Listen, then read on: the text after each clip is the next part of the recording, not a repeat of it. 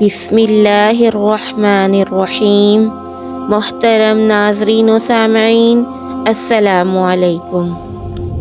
ایک رات ایک حکم نامہ جاری ہوا، ایک سونے کا تشت لے جایا گیا، اور جب وہ تشت واپس آیا تو اس میں مشک نہیں بلکہ ایک انسانی سر تھا۔ آخر یہ سب کیسے ہوا؟ ایک ایماندار غلام پر جھوٹا الزام کیسے لگا، اور ایک خائن کو اپنے ہی جال میں پھنس کر انجام کیسے بھگتنا پڑا؟ یہ کہانی ہے خیانت اور دیانت کے مکافات عمل کی، جسے تاریخ آج بھی یاد رکھتی ہے۔ اگر آپ ہمارے چینل پر نیو ہیں تو ہمارے چینل کو لائک، شیئر اور سبسکرائب ضرور کیجیے گا۔ احمد بن طولون کو اپنے حوض کے پاس ایک بچہ پڑا ہوا ملا۔ اس نے اسے اٹھا لیا اور اس کی پرورش اور دیکھ بھال بڑی توجہ اور جان فشانی سے کی۔ اس کا نام احمد رکھا اور وہ احمد یتیم کے نام سے مشہور ہوا۔ اللہ نے اس کو ذہانت و فطانت اور ظاہری و باطنی خوبیوں سے خوب نوازا تھا۔ احمد بن طولون کا جب آخری وقت آ گیا تو اس نے احمد یتیم کو اپنے بیٹے ابو الجیش کو سپرد کر دیا۔ جب احمد بن طولون دنیا سے رخصت ہوا تو ابو الجیش نے احمد کو بلا کر کہا، میں تمہیں اپنے یہاں ایک منصب پر فائز کرنا چاہتا ہوں، لیکن میری یہ عادت ہے کہ میں کسی شخص کو کوئی ذمہ داری سپرد کرنے سے پہلے اس سے یہ عہد و پیمان لیتا ہوں کہ وہ میرے ساتھ کسی قسم کی خیانت کا ارتکاب نہیں کرے گا۔ احمد یتیم نے عہد کر لیا تو ابو الجیش نے اسے اپنے مال و اسباب کا نگران اور تمام حشم و خدم کا امیر مقرر کر دیا۔ ابو الجیش احمد یتیم کا بہت خیال رکھتا تھا۔ احمد یتیم نے بھی اپنی ایمانداری، صاف گوئی، خدمت اور دیگر اعلیٰ صلاحیتوں کے ذریعے اس کے دل میں گھر کر لیا، یہاں تک کہ وہ اپنے گھریلو امور کے سلسلے میں بھی اس پر اعتماد کرتا تھا۔ ایک دن اس نے احمد یتیم سے کہا، میری فلاں باندی کے کمرے میں جاؤ، جس جگہ میں بیٹھتا ہوں وہاں ایک موتی رکھا ہوگا، اسے لے کر آؤ۔ احمد یتیم جب اس کمرے میں داخل ہوا تو اس نے امیر ابو الجیش کی چہیتی اور خاص لونڈی کو ایک خادم کے ساتھ قابل اعتراض حالت میں پایا۔ خادم نے جب احمد یتیم کو دیکھا تو نکل بھاگا۔ لونڈی احمد یتیم کے پاس آ کر اسے بھی پیشکش کرنے لگی۔ احمد یتیم نے کہا، اللہ کی پناہ، میں اپنے محسن کے ساتھ خیانت نہیں کر سکتا، میں نے اس کے ساتھ عہد کر رکھا ہے۔ یہ کہہ کر اس نے موتی اٹھایا اور امیر کی خدمت میں جا کر پیش کیا۔ احمد یتیم کے لونڈی کے یہاں سے اس طرح چلے آنے کے بعد وہ شدید ڈر اور خوف میں مبتلا ہو گئی کہ کہیں وہ امیر کو خبر نہ کر دے، مگر جب کچھ دن اطمینان سے گزر گئے اور امیر کے مزاج میں کوئی غیر معمولی تبدیلی نظر نہ آئی تو لونڈی کے خوف میں کچھ کمی واقع ہوئی۔ لیکن پھر ایسا اتفاق ہوا کہ امیر نے ایک نئی لونڈی خرید لی اور اس کو سب سے زیادہ چاہنے لگا، طرح طرح کے انعام و اکرام سے نوازنے لگا۔ پہلی لونڈی نے جب یہ صورتحال دیکھی تو وہ دل ہی دل میں اڑنے لگی۔ اس نے یہ یقین کر لیا کہ ضرور احمد یتیم نے اس کے خیانت کا ذکر امیر سے کر دیا ہے، لہٰذا اس نے احمد یتیم سے بدلہ لینے کی ٹھانی۔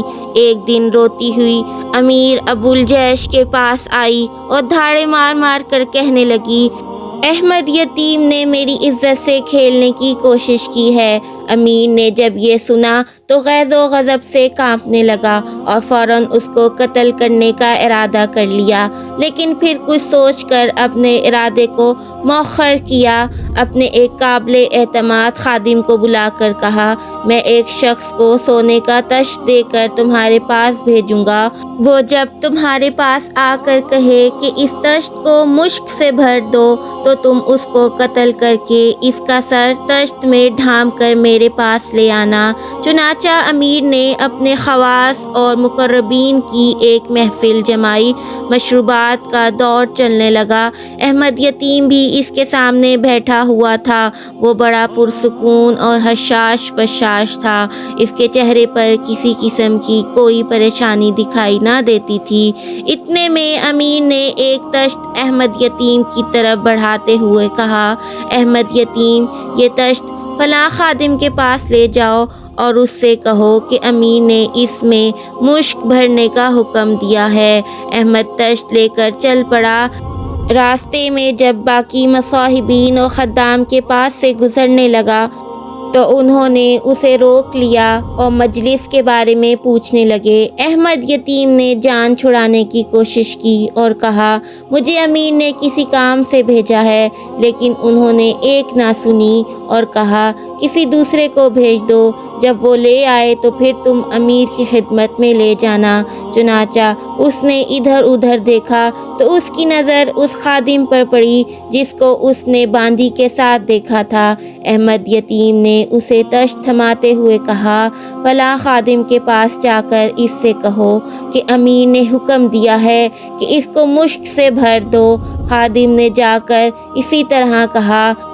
امیر کے حکم کے مطابق خادم خاص نے اس کا سر کاٹا اور تشت میں ڈھام کر چل پڑا۔ راستے میں احمد یتیم نے اس سے تشت لے لیا اور اس سے بے پرواہ ہو کر کہ اس میں کیا ہے امیر کی خدمت میں جا پہنچایا۔ امیر نے جب اسے تشت لیے زندہ سلامت اندر آتے دیکھا تو حیرت سے کبھی احمد یتیم کو دیکھتا تو کبھی تشت کو۔ احمد یتیم نے تشت امیر کے سامنے رکھا اور کپڑا ہٹایا تو اس کی آنکھیں کھلی کی کھلی رہ گئیں۔ اب وہ بھی گم سم تھا، کبھی تشت میں رکھے انسانی سر کو دیکھتا تو کبھی امیر کو۔ جب اسے کچھ سمجھ نہ آیا تو بے اختیار پکار اٹھا، یہ کیا ہے؟ امیر خود اس کی طرف سوالیہ نگاہوں سے دیکھ رہا تھا۔ بالآخر اس نے امیر کے پاس سے تشت لے کر جانے سے واپس آنے تک کی ساری کارگزاری سنائی اور اس کے علاوہ ہر بات سے لا علمی کا اظہار کیا۔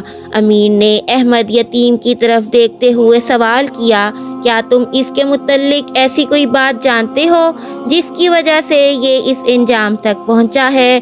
احمد یتیم نے کہا، اے امیر، اس نے ایک خیانت کا ارتکاب کیا تھا جس کا آج اسے خمیازہ بھگتنا پڑا ہے۔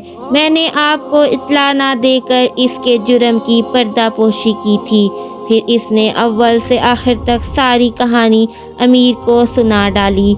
امیر نے لونڈی کو طلب کیا اور اس سے تفتیش کی تو اس نے اپنے جرم کا اعتراف کر لیا اور احمد یتیم کی پاک دامنی کی تصدیق کی۔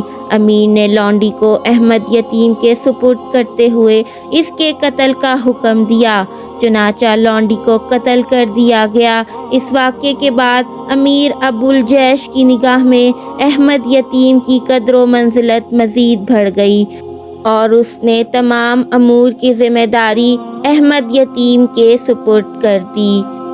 غور کریں، دیانتدار کو اس کی دیانت کا صلہ اور خیانت والے کو اس کی خیانت کا بدلہ کیسے ملا۔